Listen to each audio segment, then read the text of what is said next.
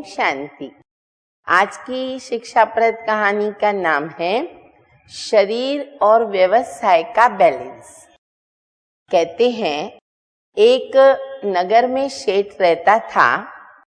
अच्छा कमाई होती थी उसकी, परंतु फिर भी उसे ज्यादा से ज्यादा कमाई हो, वो बहुत बड़ा अमीर व्यक्ति बने, ऐसी उसकी बहुत तमन्ना थी। और इस कारण से वो अपने धंधे को आगे बढ़ाता गया।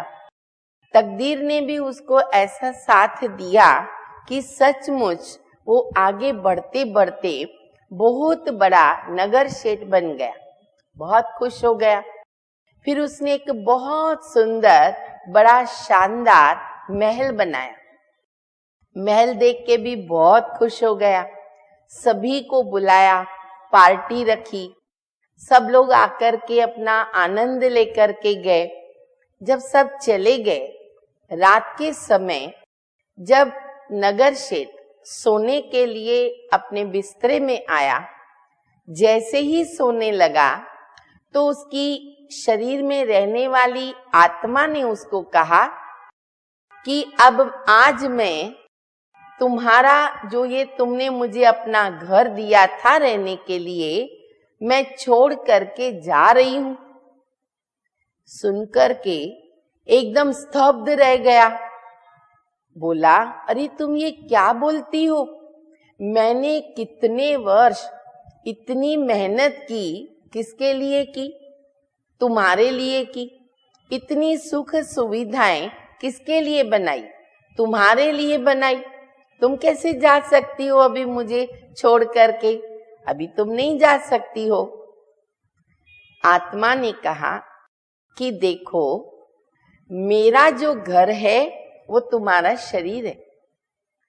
जब किसी शरीर के अंदर या किसी घर के अंदर तकलीफें बढ़ जाए, आज आपने व्यवसाय के अंदर कितने वर्ष मेहनत करके करोड़ों रुपए तो कमा लिए, परंतु आपके शरीर रूपी घर में क्या हो गया?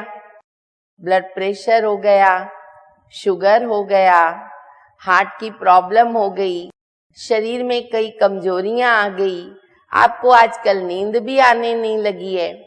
अभी आप सोचो कि जिस घर में कोई रहता हो, उसकी छत टूटी हुई हो, पानी बहता हो, घर में कीचड़ा पड़ा हो, जगह जगह पर गंदगी हो, दीवारों में दरार पड़ गई हो, बताओ क्या उस घर में आपको रहना अच्छा लगेगा? तो मेरी भी यही हालत है, इसलिए मैं तो अभी इस घर में नहीं रह सकती हूँ, मुझे जाना पड़ेगा। और ऐसे कह करके उसकी आत्मा उस शरीर को छोड़कर वो पंछी बन करके उड़ गई। अब कहानी से हमें क्या सीखने को मिलता है? शरीर में आत्मा प्रवेश करती है, कर्म करती है, दुख सुख भोगती है।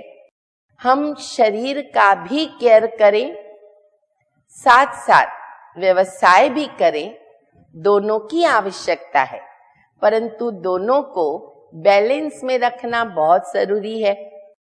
परमपिता परमात्मा ने हमें ये ज्ञान दिया है कि आत्मा शरीर के द्वारा कर्म करके उसके दुख सुख का अनुभव करती है।